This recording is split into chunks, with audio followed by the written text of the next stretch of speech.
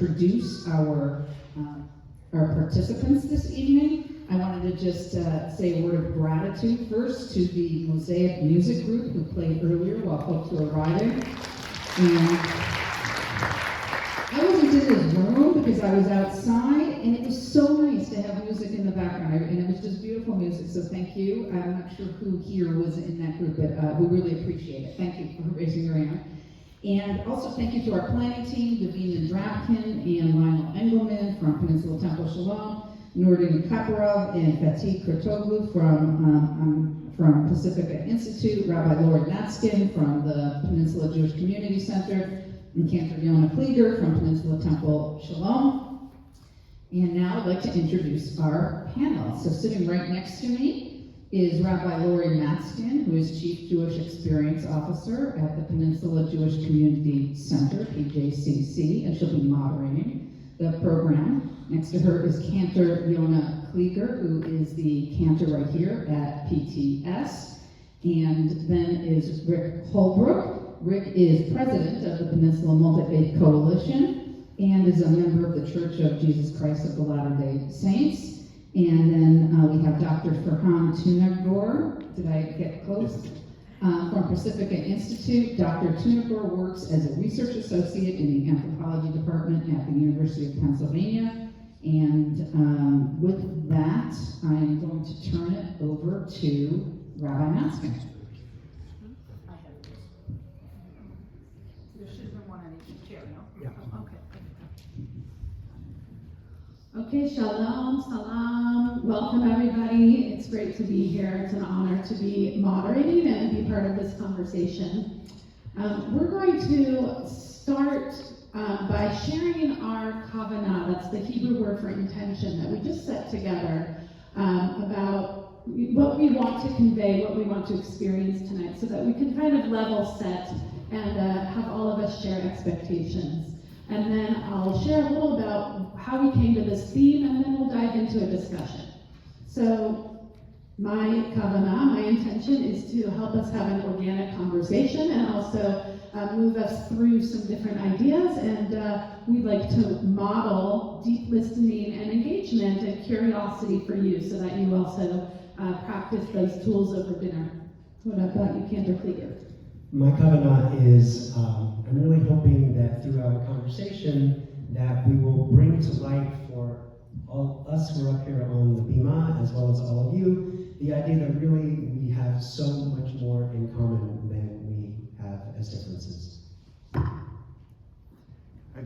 told Rabbi Laurie, I think this is such an important topic in our society today. It seems like one of the casualties of our discussion that we see so often is the casualty of kindness, and yet that is really such a strong foundation for our society. And so I'm looking forward to the chance that we have to kind of delve into some of the different aspects of it. Well, in my case, as we spoke earlier, I'm hoping that we can start discussions of what are common among us, especially after the discussion ends. How each one of you can share while eating or drinking across our different religious traditions. Beautiful. And so I invite you to take a moment to think of your own intention of what brought you here on this busy evening during this busy month, and appreciate yourself for showing up, and hopefully you can share and model and tell someone tomorrow that you took the time to do that, and maybe they'll join you next year. So our theme is recommitting to kindness. And in the Jewish community here on the North Peninsula, we've been holding this theme for the whole sort of school year, let's call it, the whole Jewish year. It started, I work at the JCC in Foster City, and my colleague Kimberly Gordon and I were talking about the upcoming art galleries that she curates quarterly. They're all based on some Jewish theme or Jewish artist. And the fall gallery was about chesed, which is kindness or loving kindness or loving covenant in Hebrew. And it was a whole exhibit that artists were exploring the theme. And in fact, they were artists who had given a gallery in 2019 which was all about sort of resisting hate speech and how to deal with hate speech through art. And these 3 artists actually felt bad that they had contributed to some kind of negativity in the world by even addressing this, and they wanted to do what I call in Hebrew a tikkun, or a fixing for that negativity that we all felt part of maybe at that time, and they wanted to do something positive. So they created an entire gallery focused on the teachings of Hillel and kindness, and this became our theme for, if anyone was there, our rabbinic roundtable in August before Rosh Hashanah and the high holidays. It then became our whole community theme, and every synagogue, every school, and the JCC have all taken this theme on throughout the year in our programming, in our conversation, and on our value set. Of course, always, but in specific this year. So this feels very full circle to bring the conversation to the interfaith community and to all of us in this multi-faith work of trying to find the commonality, and to use this language as we move through Ramadan towards Passover into the spring covenantal holidays, and kind of create that full loop. So that's where this theme came from, and I think it's really neat that we're exploring something long-term deeply. So I'd love to hear from each of you. What is kindness? It's actually not really the Hebrew word chesed. It doesn't translate exactly. But if we're going to use the word kindness tonight, what is kindness? Is it a mindset? Is it a behavior? Is it a communication style? Is it an action, a mitzvah? Is it a commandment? What is kindness for you from your religious orientation? Oh, I can start. Great, thanks, Mama. A key term in Islamic tradition is intention and perspective. The very first hadith and hadiths are the sayings of Prophet Muhammad, peace be upon him. The first hadith in every single hadith book is the same, which starts that every behavior is based on its intention. So, to go back to the way that the question is formulated, I actually really like it. It's everything. It's a mindset, it's a behavior, it's a communication style, as long as the intention is on kindness. So the same behavior can be very much construed as a negative, but can also be construed as a positive depending on the intention. So I would throw out there the word intention as the key element of kindness, because if we compare a poor person's charity compared to a rich person's charity, we can see that a $10 bill for the first one is something really kind compared to the second one offering, which may or may not be even charity. So the intention there really changes. Just lastly, we're all familiar with the story of the 2 sons of Prophet Adam, peace be upon him. And they both sacrifice something from their ownings, and one is accepted and the other one is not accepted. And the Quran just explains the issue just with just one term, which is the intention. One had the better intention, and the other one did not. So I throw the term intention there to start the conversation. I love that. There's a Hebrew word for intention, kavanah, and it's really kind of the same idea. So for me, it also is it's all three. It's a mindset, it's a behavior, because and this is a point that you didn't mention really, but it's because all of that leads to doing something.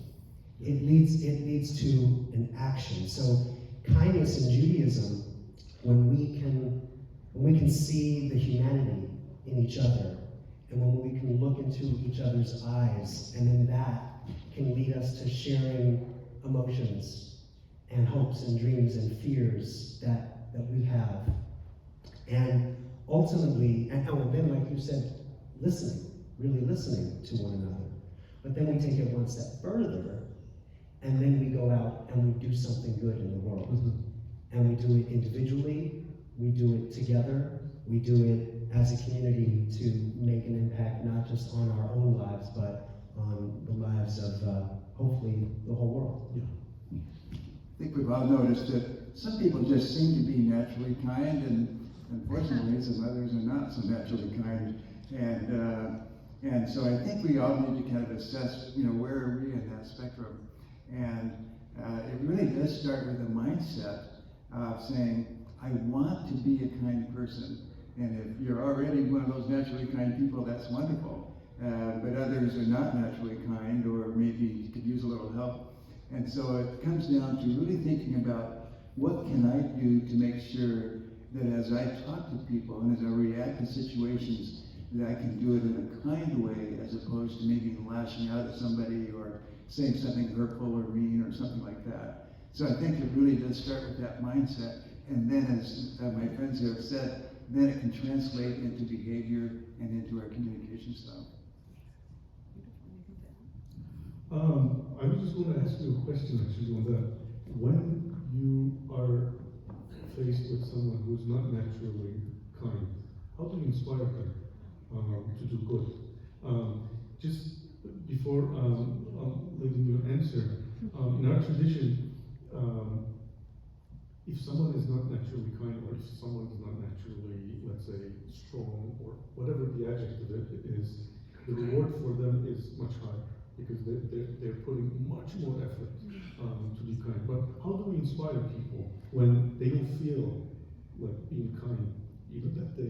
It really is the challenge, isn't it? Yeah. Sometimes, I had a friend tell me once, well, my approach is I just kill them with kindness, no matter what. And sometimes that will work. Somebody will kind of realize, well, I guess I'm a little bit out of control here. And as they say, you continue to be kind. And other times, you may have to say to them in a kind way, listen, I'm trying to have a productive conversation with you, and I'm trying to express kindness and have a good discussion here, but I need your help to do that with me as well. And we hope that works. And obviously we know sometimes it will and sometimes it won't. Yeah. So I'm hearing that we're adding a few ideas to my framing. One is intention, of course, that Farhan said, and I'm also hearing motivation, that kindness can be a motivation for the action, for getting us off our cushion and doing. And also it can be a style. I think, Rick, a little of what you're saying, that mindset can be a way that we approach helping others grow, helping others, walk around the circle, helping ourselves figure out how to get to that yes. So I'm curious, taking a few steps back out of ourselves, we're representing different traditions here. What are some foundational teachings or stories about kindness in each of our traditions? Are they tied to any characters or specific narrative moments in your sacred text? Let's do a little storytelling. Maybe we can even do the Jewish, the Muslim, and the Christian, so we can kind of go through time. That would be interesting. A Jew, a Muslim, and a Christian walk into a bar. Walk onto a bima. I feel a good joke in there. We'll have to write the punchline afterwards. Well, the first thing that strikes me is the Talmudic idea that the Torah begins and ends with acts of loving kindness. So in the beginning of the Torah, God clothes Adam and Eve, an act of loving kindness. At the end of the Torah, it said that God buries Moses, an act of loving kindness. So the very essence of Torah is that we have a God who is full of love and kindness for God's people. You asked about a particular character. So right in the beginning, in Genesis, there's a story of Abraham and Sarah. And Abraham is very old, and they're hanging out in their tent, and along come these three strangers. We don't really know who they are. They're just these three guys, these three strangers. They happen upon Abraham and Sarah's tent, and Here we have one of the first acts of chesed, of kindness in the Torah after Adam and Eve. What does Abraham and Sarah do? What do? They go, they welcome these people into their home immediately. They immediately prepare food and drink. And then these guys have been walking through the desert for a really, really long time, presumably with maybe some sandals or maybe no shoes at all. Their feet are probably very dirty, very tired. And what do? They wash their feet as an act of hospitality, of an act of kindness, of an act of welcoming in. It's interesting to note that there's a relatively new-ish ritual for welcoming a little baby girl into the covenant. We know that a baby boy is welcomed into the covenant on the 8th day with a Brit Milah, ritual circumcision. Well, in the last, I'd say maybe 15, 20 years or so, there's a ritual of how do we welcome a baby girl into the covenant with some sort of ritual action. And that action is actually a ceremony of washing the feet as an act of saying, welcome. We welcome you, baby child, baby girl, into the covenant. And then as I was doing research on today, which happens to be Maundy Thursday, which we're in the middle of Holy Week, I didn't know what Maundy Thursday was all about. And what I learned was that one of the ritual actions that happen on Maundy Thursday is washing of the feet.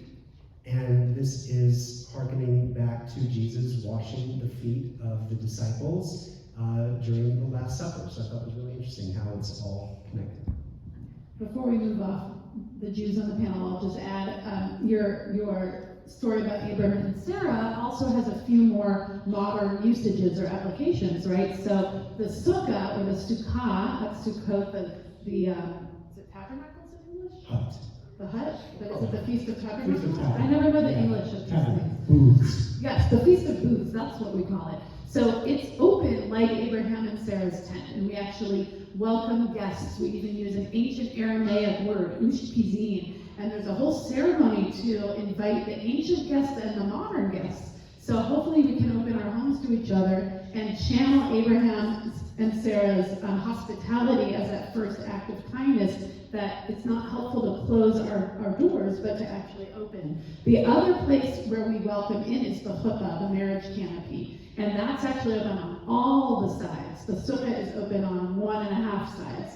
And this idea that we need each other, we need community coming from all sides. A couple can't exist alone. We really do need a village, we need extended family, we need friends and mentors and aunties, and we have to have it from all sides. So starting from the Torah, but even to life cycles very much today, and holiday expressions of that open tent. So, Frank. So before I get into my answer, I was just, since we're talking about commonalities, when in the Quran, when Moses is actually called to the mountain and appointed as the prophet, the first order that he receives is to remove his sandals, actually. And I thought that was something interesting, and that is explained as you're now in Holy Land. And Moses too. Moses takes his shoes off. Yeah, Moses. Yes, Oh, exactly. yeah. But also the burning bush. Yeah. Yeah, so Moses is actually ordered to remove his sandals because he's now in Holy Lands. Now, about the characters and the narrative moments, we tend to focus on big moments or big narratives, such as our Prophet Muhammad, peace be upon him. His wife is one of the richest in his hometown. By the end of her life, all of her belonging, all of her finances is actually spent as they invited the whole city for about 10 years. And by the way, what she had, what they say was almost like equal to what the whole city owned. And when she died, she died poor, and all the money was spent to actually invite people, to prepare food, and to let them know about this new religion. But these are the big stories. I just want to mention about some of the small stories or some of the small communication styles that are mentioned in the Quran. When Abraham speaks to his father, who is not a believer, and he's very much against this idea that he's not following God, he's not worshiping God, but the way that he talks to his father, using the word, "Oh my father," is applauded by God by saying, this is how you actually offer people your ideas. You offer them by enveloping them in the nicest words. Very similarly, when Moses is sent to the Pharaoh, God orders him to use a very kind language. And you know, between Moses and God, the story is actually one of almost a challenge, right? The magicians are cold, you know, the Pharaoh is always refuting Moses, but he is ordered to use a language that is always kind. Another example is from Joseph. And again, this is just another example of a communication style as kindness. Is toward the end of his story, and this is the longest story in Quran in one take. Again, as a side note, the longest story actually is Moses' story in the Quran, but it's not in one part. It's dispersed in different parts of the Quran. But the longest story belongs to the story of Joseph, peace be upon them all. Toward the end, toward the very end, when he is actually almost like the prime minister there, well, he has the power. His brothers all come back. At the moment, they don't know who he is. And long story short, Joseph's own brother from the same mother is accused of stealing, right? When that takes place, the other brothers who actually put him in the well, they said, oh, you know what? This brother had an older brother who was a stealer as well. And Joseph becomes very hurt about this because he never stole, steal. But he saw that, you know, the brothers are still coming up with these against him. And at that moment, the Quran applauds him by saying that he stayed quiet. So the running theme here is that very small types of behavior and actions and communication styles, very small, can be actually big in terms of the kindness that it offers. Because if he doesn't stay silent there, the whole story collapses in a way. In the Quran, when the Quran has 114 chapters in it. Every single one of them starts with Bismillahirrahmanirrahim, which is in the name of God, the most compassionate, the most merciful.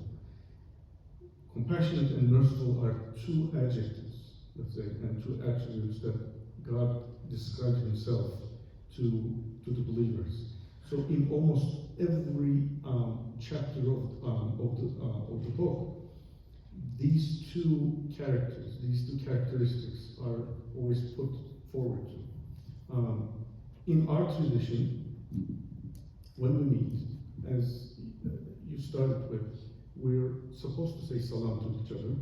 The reason for that is to show our kindness to each other, to say that you're safe with me, because salam means that. It's peace and safety. So you're safe with me. After this, there's nothing that's going to hurt you that is going to come from me. So you can feel safe.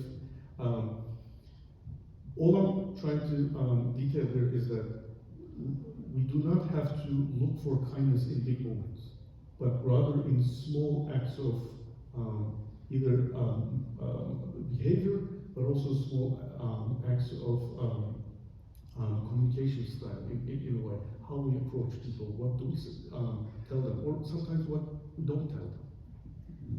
Rick, before you share, I'm going to do something kind. The Toyota Prius that's gray with the license plate 9DCT Which is mine. 638. Whose is it? That's what. Oh, your lights are on, my friend. Can you give your keys to someone to turn your lights on? Well, my friend has. Yay! Great. That was easy. Yes, exactly. With the microphone. You knew it. We don't want a dead battery in the car. We'll drive you home if it does. We'll be very kind.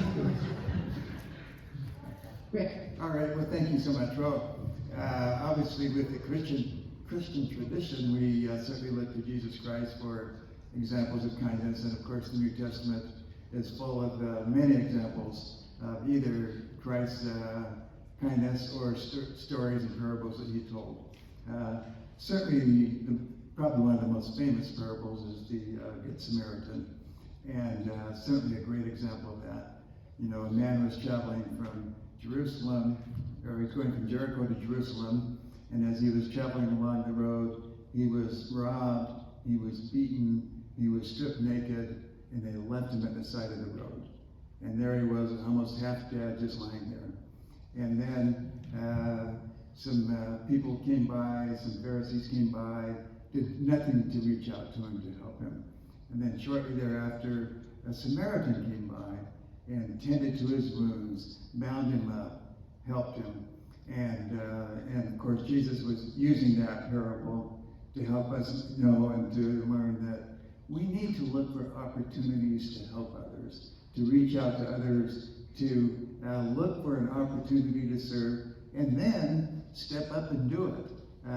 We all hear so many stories about people walking by in the streets in our own areas and not helping somebody, leaving somebody there. And yet, the need is for people to step up, to show kindness, to give help, and so forth. So that's one great parable that we learned. Can I jump in on something? Sure. I just saw a video when I was like shamelessly scrolling through videos the other day. Yeah. And there was this great video of an old lady trying to cross the street at a very, very busy intersection. And she had a walker. And the traffic just was relentless. It wouldn't stop. It wouldn't stop. How is this lady going to get across the street? Finally, one car stops. The guy gets out of his car. The next car sees what this guy's doing. He gets out of his car. The third car gets out, sees what that guy's doing. So these three guys get out of the car. One guy takes the walker and walks across the street with the walker by itself. The two other guys pick the lady up and walk her across the street. And I don't know, something about what you just said. Such a good story, and we need that kind of help and service in our society. Yeah. I actually like this story a lot because it seems like kindness in a way is contagious, or at least reciprocal. That if you go out of your way to act kindly, more than likely that you will either receive it from the other side or you will find other people joining in. Right, would that second guy have stopped Yeah. had that first guy not? Yeah, exactly. We don't know. It just took somebody to begin to initiate that action, right? Kindness. And not that this is the point of the story, but of course, anytime we give that kind of service, who gets the reward? Of course, we feel good about what we've done. And so, it builds up our own self-esteem. I'll just share one other little quick little story that Jesus told. And this is, he was again preaching to the people, and he was referring to the king, kind of meaning God. And then he said, I was hungry, and you gave me something to eat. I was thirsty, and you gave me something to drink. I was a stranger, and you invited me in. I needed clothes, and you clothed me. I was sick, and you looked after me. I was in prison, and you came to visit me. And then the righteous will answer him, Lord, when did we see you hungry and feed you, or thirsty and give you something to drink? When did we see you a stranger and invite you in, or needing clothes and clothe you? When did we see you sick or in prison and go visit you? And the king will reply, truly I tell you, whatever you did for one of the least of these, my brothers and sisters, ye have done it unto me. And that is so true. As we reach out and help others, look for opportunities to serve, to help others, to be kind to them. We are helping them, and we're giving glory to God at the same time. That's beautiful. I think we're sliding right into the question about the relationship between kindness and ethics. And as you're telling the crossing the street story, another version of that, when we're looking originally at the sort of definition of chesed and of loving kindness, even you could say radical loving kindness. I really like the radical piece of it. So there's one kind of being polite, right, which is, oh, hi lady, you're okay, you'll be okay. And the next level is, I'll pull over and then I'll walk with you. And then the third level is actually the walker and the picking up. So the the example I had encountered was that the chesed or kindness is really about not helping with someone with their burden who's going the same way as you, but turning around and going out of your way and helping someone with their burden that actually inconveniences you. So again, I think this question between kindness and ethics, sort of the emotional versus the really mandated behavioral change and going beyond our comfort zone. I'm wondering if we can parse that out a little more. Well, I think ethics are key. Obviously, the ethics really speak to the foundation of who we are and what drives our society. And kindness relates to that, but ultimately we need to be an ethical people. We need to have honesty, have virtue, have all the strong values of ethics be at our foundation. And then I think once we have that at our foundation, then we can express that through being kind to others. But I think we have to make sure that first we have that strong foundation of good ethics, that we are hardworking, that we do the things that we will say we will do, that we will be honest, that we will help others. And then I think kindness can be expressed out of that foundation of strong ethics. I want to actually bring up another term, which I think falls under the subset of ethics, which is the term equality. And the way that I want to bring this up is people, through certain acts of worship and prayer, and especially reflection, realize their relationship and connection to God.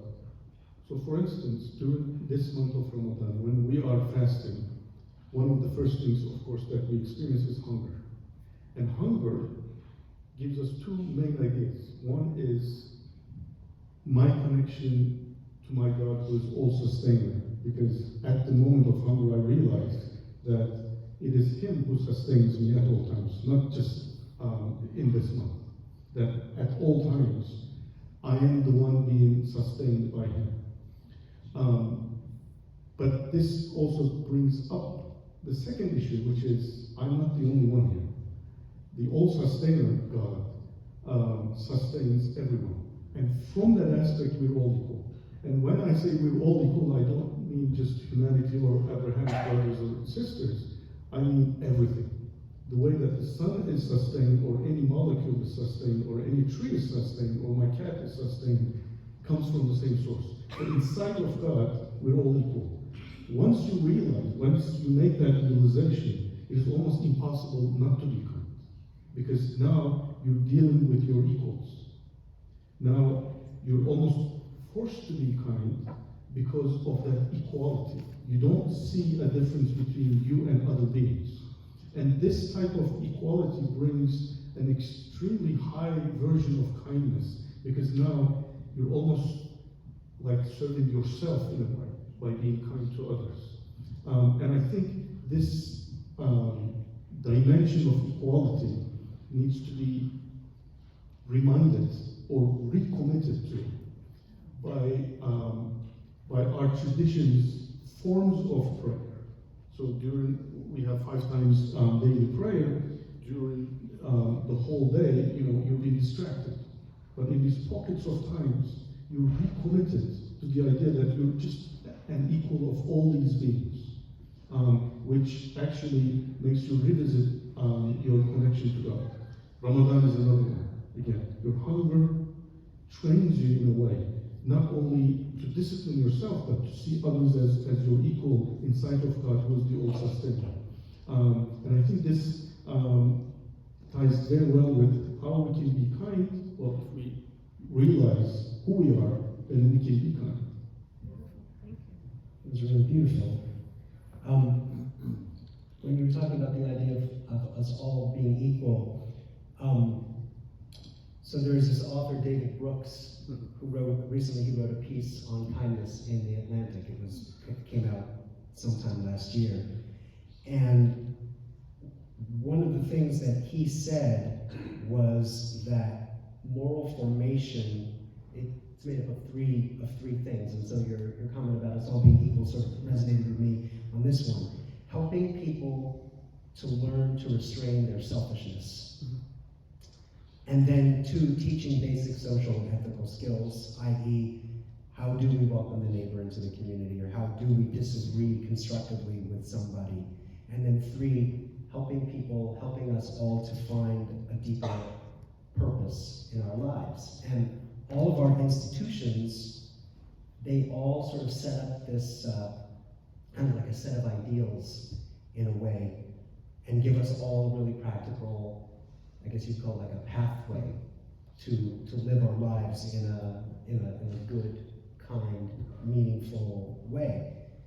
So what he says, how we can dedicate our life to serving is by serving the poor, protecting others, loving our neighbors, and we model that morality more than just in the way that we talk, but again, in the actions that we do, the way that we do things in the world. That's really truly what Tikkun Olam, or healing the world, is all about. And that reminds me of a teaching within the tradition, the Jewish tradition, the idea that love your neighbor as you love yourself, and in Hebrew it's ve'ahavta l'reacha kamocha. And some of you might recognize that first word ve'ahavta, which is also the passage from the Torah that's read right after the Shema, the declaration of one God. And in that context, the verse from Deuteronomy starts, you should love the Lord your God, right, with all your heart, with all your soul, with all your being. But it's that same verb, ve'ahavta, you shall love. And so I'm picturing, as we're talking about this, like a Venn diagram, right, where sort of kindness is in the middle, and there's one side that it's coming from our obligations to the Holy One and to larger purpose and larger understanding, and on the other hand, it leads to the relationships and the relational, intimate experiences with humans. And so there's sort of a wave or a cycle between these two ideas of love your neighbor as yourself and love God and do everything you can to support that relationship. And in the prayer right before that, the Ahavat Olam, which means the idea that there's a love of the world. And in this prayer, we learn about God's love for us. And it is through our prayer, through our doing of mitzvot, that we deepen our lives. And it says Kihem Chayenu ve'orech yameinu, which means they lengthen our days, doing these good things, these good actions in the world. They give us purpose, and they make it as if our days are even longer, so that we have even more time in this world to continue to do goodness. It's so true that God really does love each of us, but we are the people that help express that love to others. You know, God is not the one that can do these things. He works through us to help others and to show kindness to others. And it's just little things. I know, we've been the beneficiary in our family and tried to do it to our neighbors as well. Our neighbor broke her foot recently, and so we took a couple meals over. One of our other neighbors had a baby, and It's not broken. and we need Just your prompt. had a baby, and so we took some things over, And we've had people bring things over to us. Just little expressions of that mean so much. And they just help us know that, yes, we're all interconnected. We're here serving each other. And really, we are, in a way, representing God as we give service to others, because we are the people that He can work through. I was just going to ask that this is, again, a very common theme in a famous, authentic saying of the Prophet Muhammad, peace be upon him. He says, if you want to serve God, serve people. And along those lines, a couple of more sayings from him. The ones whose neighbor sleeps hungry is not one of us. So it goes directly to as you mentioned, to the center of the theology of the religion. Or if you do not want what you want for yourself, for your brother or sister, you're not one of us. Again, another saying. So it puts, again, this idea of equality into action. So, in another famous incident, when the wife of the Prophet, peace be upon him, had some soup. And she asked, who should I take it to? And our Prophet, peace be upon him, answered, our next door neighbor, the closest one. And she says, but our closest neighbor is a Jewish family. And he says, yeah, that's what I meant. So our duty towards one another in that setting starts from how close we are. Seriously, like physically, how close we are. Like the closest neighbor is your number one duty. And that's why the idea of neighborliness is a huge idea in our traditions, where you treat them close to your relatives. So interesting. We're not going to go there right now, but I'll just pin that makes me think of nations and borders and how that might look on a global stage. So I'm just pinning it. We're not going there right now, but interesting connection. Yes. And I think that I want to bring us to this question of kindness and rightness. Like I say with my elementary school boys when they're arguing about Monopoly, you can be right, or we can all have fun. Those are your choices right now. So I'm wondering if there are either rules or behaviors or consequences within any of our traditions that really steer you. You gave the sort of Ramadan, the framing. I might add the idea of tochacha, which means rebuke. In the Jewish tradition, there's a lot of rules around how and when to give rebuke. And the main one is that the person has to be in a posture of receiving it. So the rebuker has to really find the right moment, the right words, the right communication style, and know enough about what's going on to find that opening. So that's sort of a way that the behavior actually goes both ways, that maybe you can be kind and right. I'm wondering what else comes up for us. Well, several things come to mind. First of all, as I said at the beginning, for a Muslim, the names and attributes of God is very important, because, as you mentioned, you, through human expression or through the creation's expressions, your goal is to reach actually the mirrors of those names and attributes. And from that aspect, God is all just, but He's also all merciful. So there's always a balance there. And I think this also relates to different layers of connection that we have. At the very personal or interpersonal level, kindness might actually trump a little bit being right. But at a public order level, justice and the institutions that you put out there in society to establish actually justice might take a precedence compared to kindness. And in Quran there are many sections where it actually establishes what is right, but then it follows by saying, then it is up to you if you want to be kind or not, if you want to forgive or not. So here's the rule, here's the ruling, but if you, as the person, wants to forgive, there is more reward for you than acting on what the right action is. So it depends on what layer of sociality we're talking. Certainly in our human interactions, there's always opportunities to correct others, to help others. Any of us, especially living parents, I have three daughters. As they were growing up, they're all out of the house now, but as they were growing up, we certainly had plenty of chances to correct them. And there's a way you can do it that can either be a kind way to do it, or you can yell at them and tell them how stupid they are and all that kind of thing. So we quickly learned that usually that latter method didn't work so well, that being kind was a much better way to do it. And so I think, it's really kind of a mindset, as we were talking about at the beginning. How do we think about how we correct others to try and improve whatever it is maybe that they're doing that's not quite so good? The leader of the founder of the LDS Church once said something along these lines. He said, "Reprove with sharpness, but then afterwards show an increase in love."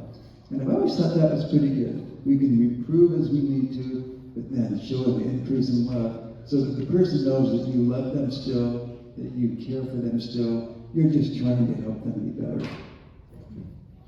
You took the words right out of my mouth. Really, it comes down to tone. Tone matters. Even in an email. And it's hard, people will say, well, it's hard to read tone in an email, but if we're careful, we absolutely can convey the right tone. So the way that we need to be coming back to kavanah, coming back to intention at the very beginning. I think we need to stop, take a breath, and think about how it is that we want to get our point across. Because we can be right, and we can also be kind in being right at the same time, and the two can exist together.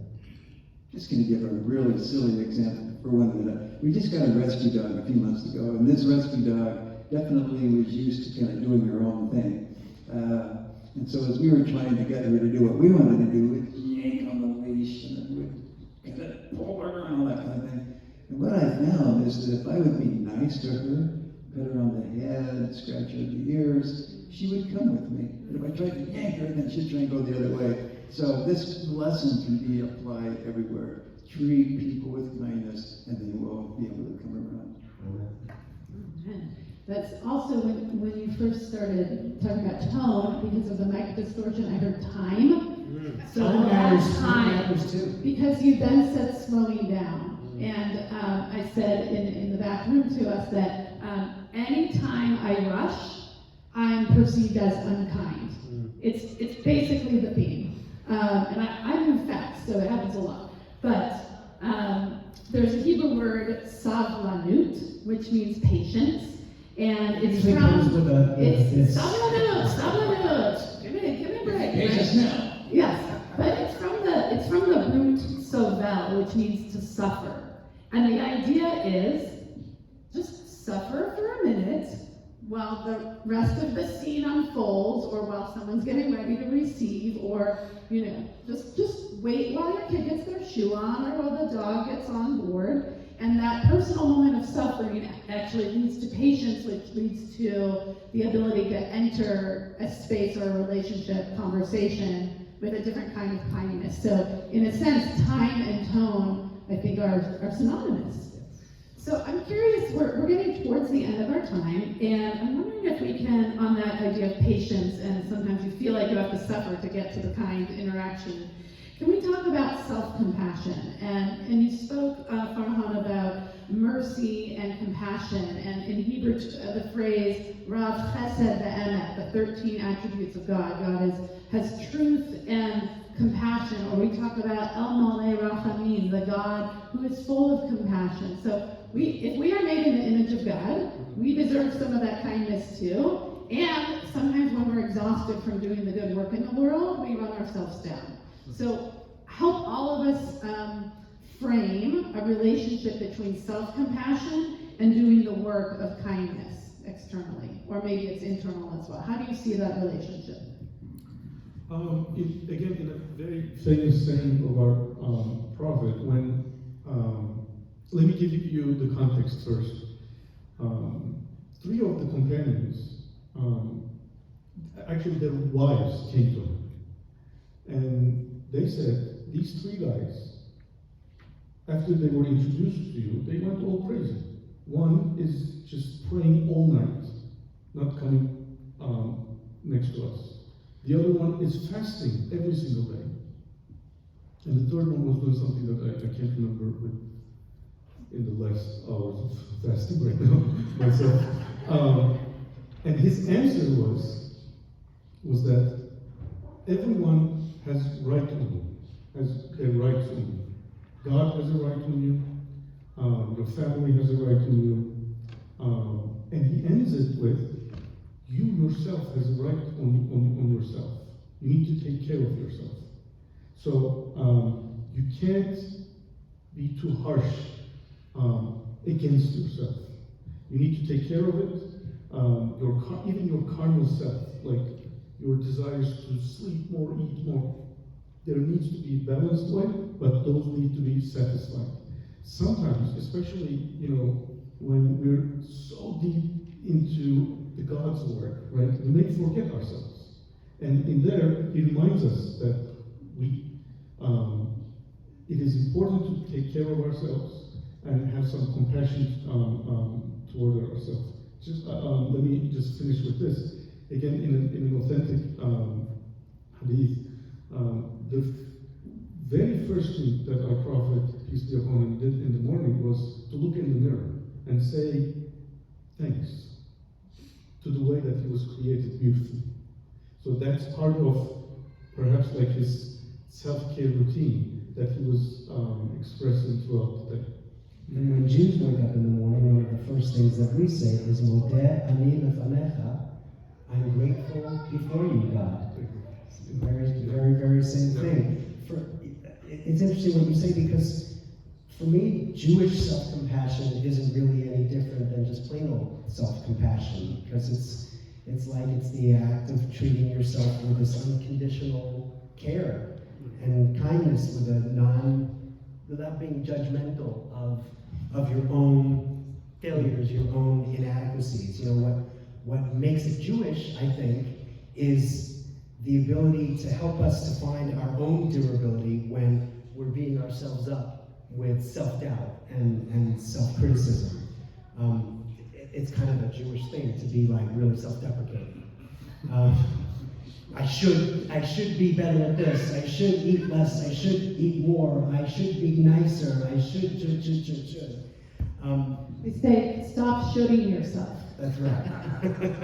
But that's very human, right? Right, I exactly. can totally relate to that. Exactly. Which is one of the reasons that this question is a challenge for me. Yeah. Because I don't know that there's anything that's particularly Jewish about self-compassion. Can I try to give it a spin, see what you think? Sure. The verse that I talked about before, love your neighbor as yourself, actually it's understood in a self-compassion way too. Ve'ahavta l're'echa kamocha. You have to love yourself. You have to see yourself in that mirror and be appreciative and honoring and in love with your own humanity and divinity if you can pay it forward. Otherwise, it's totally othered. It's not equal, as you said. You are a servant of somehow, or you're not really in that equal relationship. So that idea of, let me check in and make sure I'm doing self-love so that that's what I reflect out, I think it's a nice Jewish thing. And there's no question that, there's something about us as humans that we are probably our worst critics, and that transcends all religions and everything else. We just tend to doubt ourselves, we criticize ourselves. And I think, we have to learn how to give ourselves credit for the good things that we do, and realize that we all make mistakes and be willing to, let those go, and think of ways that we can be proud of ourselves. I can be proud of the things that I'm doing. What are the things that I can do best to really make myself proud of myself? Because, we all want to feel good about ourselves and about the things that we're doing. And if we can focus on the good things and try to continue to do those, then that, because you have to feel good about yourself before you can really express kindness and help to others. And so that really does set the foundation. So our final question is a blessing, a challenge, an offering, however you want to think of it. What acts of kindness would you like to see between communities during this difficult time? And it's almost time to break the fast, so think first, and then we'll say it succinctly, and then we'll continue our evening. I'll go. Right after the events of October 7th, when many of us in our community were feeling particularly alone and not supported, one day randomly we received a card that was addressed to our synagogue, and with the card was the most beautiful yellow rose. And the card said, "Dear neighbors and friends at Peninsula Temple Shalom, we are bringing you the most beautiful rose from our garden in yellow, the color of friendship, to remind you that you are surrounded by so many who care and pray for you, your loved ones near and far, despite us not being Jewish. Your life is as valuable as our own, and we are mourning with you the horrible events that are still unfolding. We hope that God, love, and goodness in people prevail over evil, revenge, and hatred, so a future of peace can be shared by all." I'd like to see more of this. That's beautiful. I love that. You know, in our society, it's so hard to get people to talk to each other, to listen to each other, and to understand each other. And I think to the degree that we can do that and try and understand somebody else, why do they feel the way they do, and make them feel understood, then that will set a foundation where dialogue can take place, kindness can happen, and I think that's really the key. In the Quran, there are several verses that says that we could have created you into one nation, but we chose not to. And in one verse, a very famous verse, God says, we created you into nations and tribes so that you get to know each other. And this is a very powerful message, that God is actually able to create all of us alike and make us all kind to each other and then leave it there. But the real test is that we're created into different, by the way, the other word that he uses there is with different languages. So with different nations and different languages, so that you get to know each other. So there is an element of calling to action people to get together so that they know each other. If we don't know each other, we can't build friendships. And only through friendships we go through our joy and sorrow. Only through friendships we can cry and laugh together. And if we can't establish that, that will be our test on this earth. It is on us to be able to do that, actually, to send the flowers, the roses, and write that at the right time. And that is key. And I think, just to conclude my section here, is that what you are doing as organizers and what you're all doing as coming here, showing up here, and then eating together is a monumental effort, in my opinion, because it's only through these efforts that we become friends, that we can get to know each other. Once we know each other, we're going to see that our commonalities, not even religious commonalities, but our commonalities are so strong, are so dense among us, that we will see beyond the differences. Differences we cherish, for sure. Many of our things in this world, as the verse actually states, is built on the fact that we are different from each other. But if we are able to put an effort into cherishing ourselves, building these bridges, building these communities, building these friendships, and sharing, constantly sharing, because that's what neighbors do, that's what friends do. And if we can do that, I think the question of kindness becomes almost taken for granted. That once we build those friendships, it's almost impossible to be unkind toward each other. Beautiful. So this is a friendship building activity we've had, and I hope that it's been meaningful for everybody in the shared congregation. I'm borrowing something as a thank you as Karen comes up. These are Be Kind cards in the lobby, and I'd like to give you each one for your pocket or wallet to remember this. There's also an amazing magazine all about kindness that the synagogue has created. So thank you for the opportunity to have this conversation, and it's been wonderful. Thank you. I'm just going to invite Bilal, who is going to do a traditional prayer. Can you tell us the name of the prayer? Yes, it is called Adhan, which means call to prayer, and also it's a time for us to break our fast. So it's a declaration of God's unity and greatness, and it's it's that declaration. I can Okay, say. Yes. do you want to hold the microphone? Yes. Okay. I can hold it. Allahu Akbar, Allahu Akbar. Allahu Akbar, Allahu Akbar. أشهد أن لا إله إلا الله. أشهد أن لا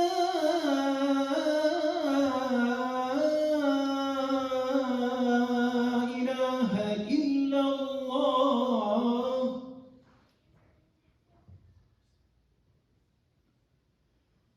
أشهد أن محمدا رسول الله. أشهد أن محمدا رسول الله.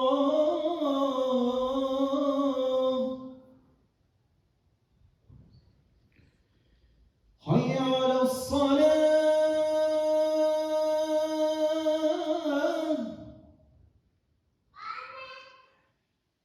حي على الصلاة.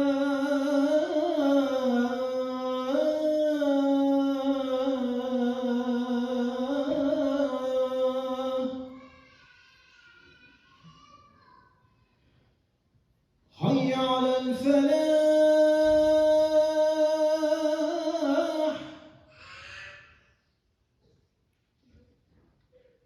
حي على الفلاح.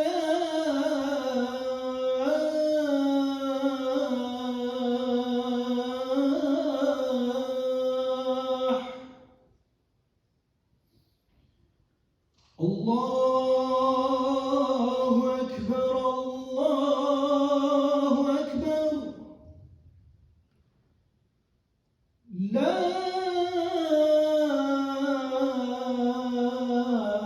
إله إلا الله. May Allah, may God accept your gathering together. May God accept your prayers, and may God, unite us under peace, prosperity, health, and joy. Thank you so much. All right. Thank you to our panelists. This was really fascinating to me. I hope you all enjoyed it as much as I did. And I'm going to ask everybody to exit through the same door you came in and scoot around to the opposite side of the foyer for some challah and some water, and for those who want to move off to the prayer room, which will be through the courtyard. Thank you.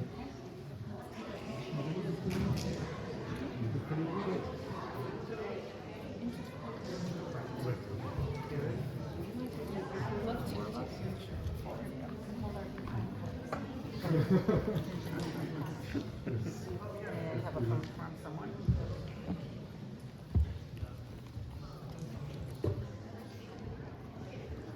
And whose phone is this?